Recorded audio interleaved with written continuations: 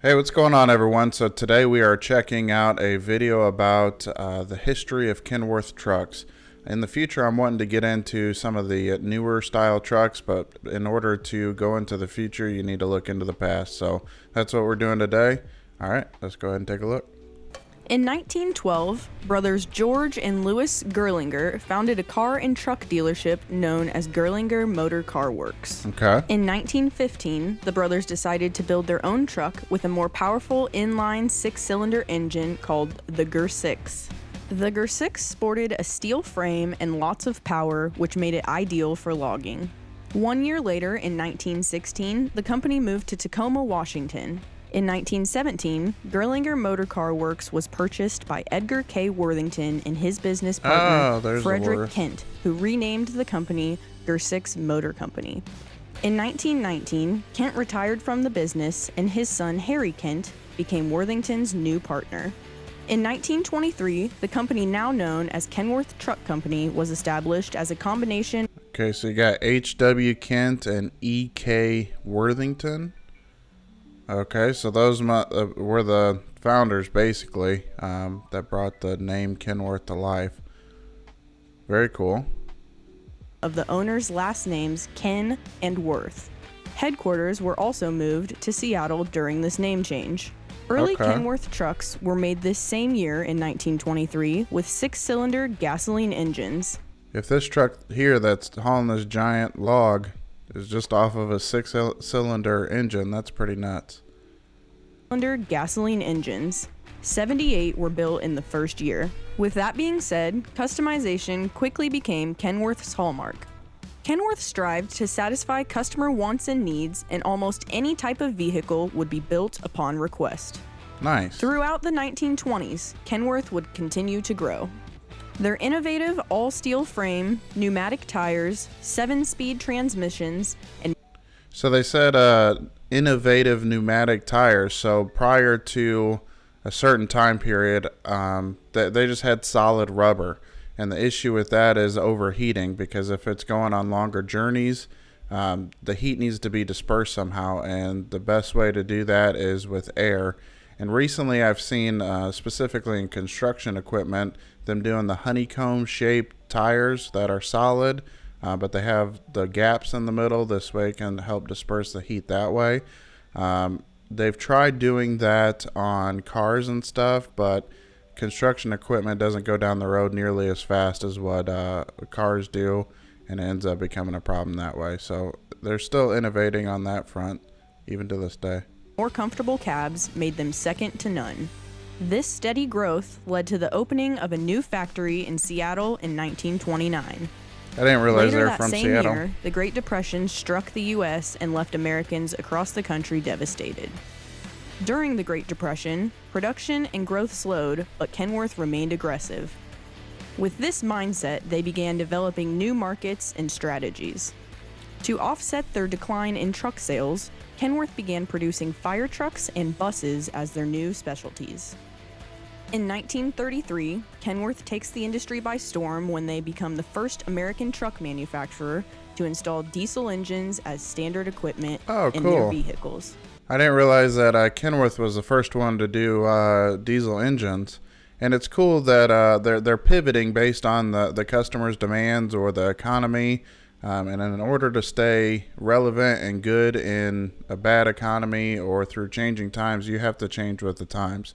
So this is why, like, I'm not personally offended or butthurt about electronic trucks coming to the market. Times are changing, so does the equipment, and so does the companies that make the equipment.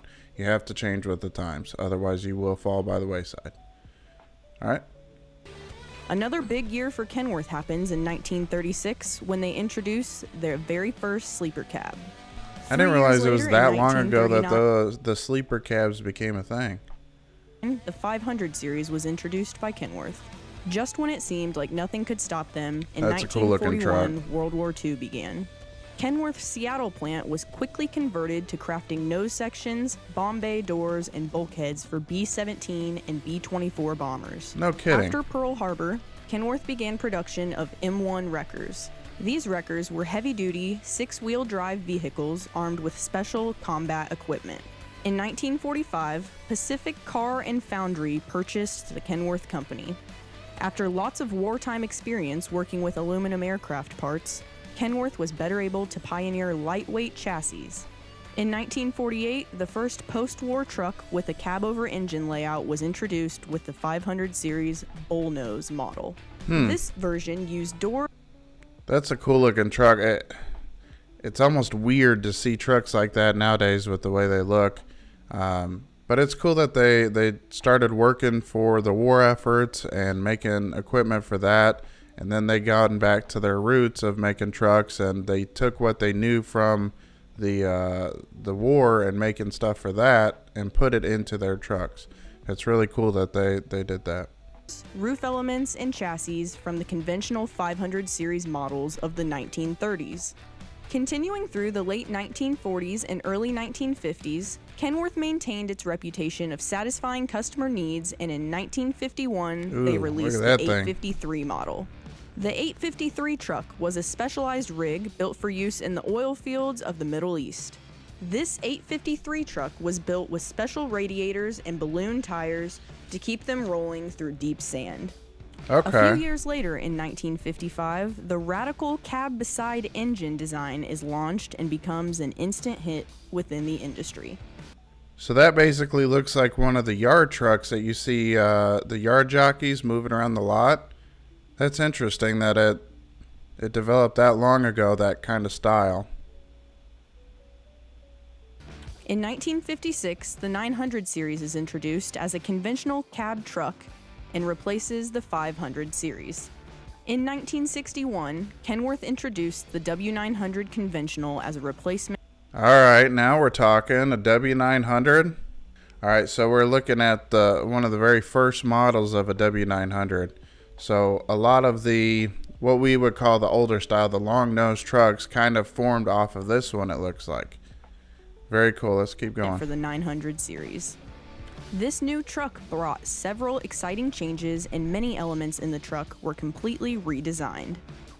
The W900 was extremely successful and popular among owner-operators. And it still is. In 1963, Kenworth releases another widely popular truck, the K100 cab-over engine model.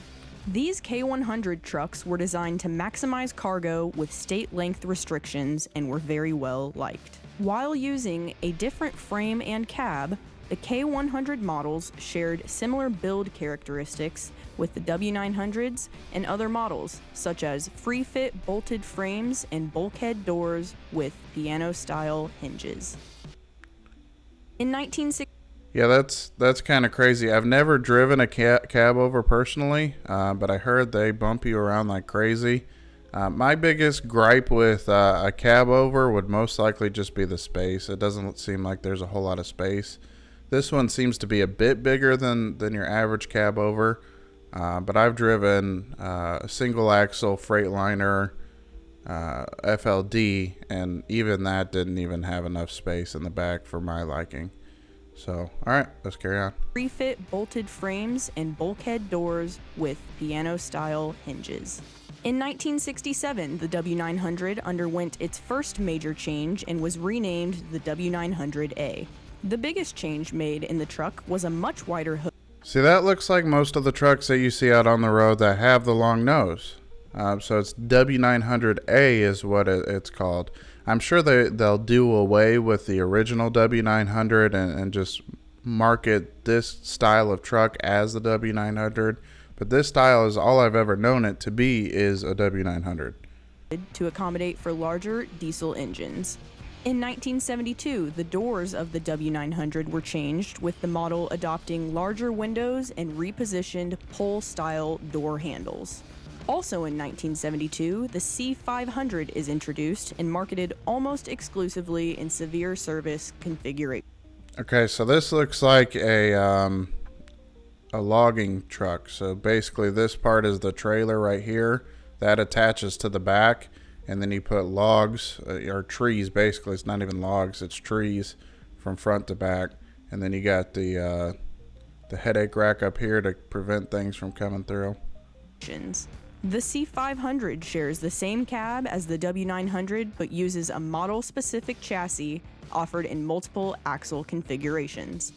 In 1974, the Chillicothe, Ohio plant opens up. In 1976, Kenworth introduced. That's a pretty truck. Personally, my favorite trucks of all time are Kenworth's, and specifically the W900. That's a pretty truck. Is another little bit small on the sleeper there, but other than that, I like the sunroof. I like everything about this. Industry first with their raised roof Aerodynamic sleeper. This sleeper's design sets the new industry standard for driver comfort. They even put it on a cab over. To commemorate the American Bicentennial, Kenworth introduced the VIT, Very Important Trucker Limited Edition Kenworth W900 and K100 trucks. Each model line was produced with 50 very important trucker vehicles, with each named for a different U.S. state. In 1977, the Kenworth. Now that's classic. If you know what this is from, leave it down in the comments. This is a huge model that it's very common in pop culture, just due to the significance of it. If you know what it's about, they might say it in the video, but go ahead and leave it in the comments now. In 1977, the Kenworth W900 would make one of its most famous movie appearances in the iconic film Smokey and the Bandit. There you go. Hopefully this audio fixes. It sounded a little funny there for a second. They must have had to cut it out for copyright issues, the sound of it. But this is the movie Smokey and the Bandit. Classic truckers movie about some guys that go down to Texas to get some beer and bring it back. 6 years later, in 1982, the W900A is replaced by the W900B model. The W900B was distinguished by its rectangular headlamps, although round headlamps initially still remained as an option. 1985 brought huge changes for Kenworth. Driven one of these. I don't even know the model of it. I drove it for maybe a week. Their release of the T600, the first aerodynamically enhanced semi-tractor. Featuring a radical slope-nose design, the T600 saved up to 22% on fuel and improved aerodynamics by 40% over previous models. Following the introduction of the so T600, ugly. Kenworth would debut a wide variety of sloped hood trucks based on the T600, including the T800 and the W900S in. Now that was a good truck. As far as it being a part of a cement mixer, I have no idea. But I work for a trash company that hauled waste from a transfer station to a landfill, and they had these style of trucks, just day cab trucks that hauled trailers from one place to another. 1987. I love that truck. T400 in 1988. And then we're back to ugly. 1 year later, in 1989, a Kenworth W900B appeared in the James Bond movie License to Kill. Okay.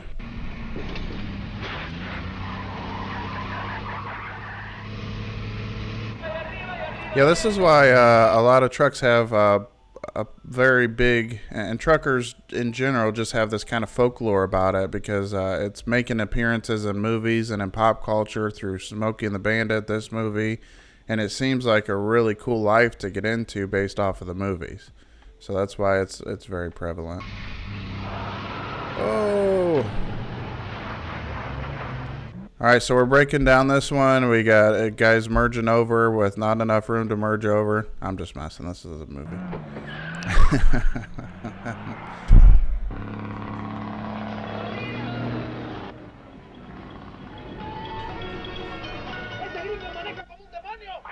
Okay, ¿qué pase? Okay. A little bit of CB radio. Oh, the axle's gone. To showcase its appearance, Kenworth produced a 007 limited edition package That's cool. for the W900B. Coinciding with the release of the 007 limited edition package, the extended hood option was also debuted. That's a very and pretty offered truck. to all versions of the W900B. In 1990, the W900L. Now we're talking. This is pretty. And in purple, my favorite color, if you can't tell by the lights behind me. Very pretty. was introduced as an even longer version, extending the bumper-to-back-of Oh cab my length gosh, from look at all 120 black and to gold. That's pretty 130 too. inches. Although initially introduced as a limited edition W900B extended hood, the W900L was so popular that it quickly There, became the a audio full fixed. production vehicle. From its Oh, did you see that on that one? We did a reaction to the truck stop documentary, and they were talking about the world's largest truck stop. And ding, ding, ding, ding, that's where they're at. World largest truck stop. Yeah, one of the very cool things about the semi trucks and being a trucker in general, especially if you're an owner operator, the ability to customize your rig, and design your rig the way you want to, whether it's all chromed out like this or like some of the other ones where it's more matte. Yeah, you have unlimited customability options on your truck, and it's compared to putting lights on your house for Halloween or Christmas or whatever.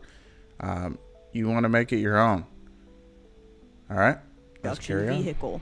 From its release in the early 90s, the Ooh, I like that W900L green. would dominate the show truck community and become one of the most popular trucks Kenworth would ever make.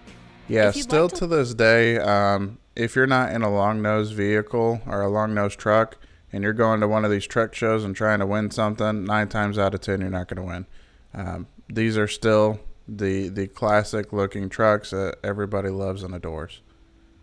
To learn more about the W900, be sure to watch Truck History Episode 1 on our YouTube channel. Okay. On June 4th, 1993, a new facility in Renton, Washington opens. Okay, we're moving to 1 Washington. month after, Kenworth unveils their new Aero Cab, integrated cab, and sleeper. In 1994, Kenworth introduces its first ever medium-duty conventional truck, the T300. The T300 design was also heavily That's not very influenced pretty, by though. the T600. The T2000 is Ugh. introduced 2 years later in Ugh. 1990. Ugh. Oh my gosh. Yeah, these trucks are ugly. Shout out to this guy, though, for trying. He's got lights and he's got his spikes. But good Lord, that looks like a beluga whale. And sets new standards for performance, comfort, and style. Skipping ahead almost a decade, in 2007, We're getting Kenworth better. releases the new T660 model, featuring the same cab as the T600 and updates to the body, suspension, and frame. Yeah, that's like the fair baby of a W900 and like a T680 or something like that. It's like halfway in between looking decent and looking ugly. And updates to the body, suspension, and frame, the T660 further refines Kenworth's line of aerodynamic trucks. In 2010, Kenworth begins production of the T700 model. So now the only problem that I don't like about these style trucks, not necessarily the style, but just the configuration, there is hardly any room between the driver and the passenger seat to walk through. With you could see how far out the sleeper berth sticks widewise, and then the cab is thinner. So there's a itty bitty tiny space, and for fat boys like me, it's a little difficult to squeeze through there and get back to your bed. Which was said to be the most aerodynamic and spacious I guess the truck isn't the problem. It's me. I should lose some weight, huh? Kenworth at the time. 2 years later, in 2012. Okay, now we're looking at a T680, and I spent probably about a year and a half, 2 years in a T680, and I love the T680s. As long as it's got a manual transmission. The automatic transmission on these things is terrible. Kenworth exceeds those standards yet again with the release of their new T680. And this is the most common T680 one is that you notorious see. for its incredibly smooth ride, improved aerodynamics, and fuel economy. Kenworth celebrated its 90th anniversary in 2013 with the launch of the new vocational truck, the T880. Another special anniversary happens in 2015 with the 25th anniversary of the 007 limited edition. Okay, so still with the W900L. gold and black. To commemorate, Kenworth releases the Icon 900. This Icon 900 model was made available in limited production numbers and came with nearly the entire I catalog like those of purples, chrome, though. as well as distinguished badging. Finally, in 2018, Kenworth introduced one of their most controversial, widely talked about trucks, the W990. Loved by some, hated by others, the Again, W990 is the eventual replacement. I don't think it looks terrible. It's kind of another one of those affair babies where it's a mix of like a T680 and a W900. Model for the W900. Oh, so they're The replacing W900 with that one. Okay, now I'm not as much of a fan. I love the W900. W990 features a more aerodynamic shape as well as a few other cosmetic changes. I mean, they That don't look brings you up to terrible, date on all things. but you're doing away with one of the classic looks. But as we've seen in this video, there are a ton of adjustments to the original models. It's still not looking like a pickup truck with a 6-cylinder engine. You got to change with the times. So I'm never one that's going to get all butthurt about a particular model going away. It's all changing times. Things are changing. And even now, I do believe Kenworth is one of the ones that have one of the electronic trucks that look futuristic, if you want to call it that. Looks like a bullet going down the road. And we might take a dive into that. But for now, we're going to go ahead and wrap it up here. And we'll catch you on another one. All right. Bye.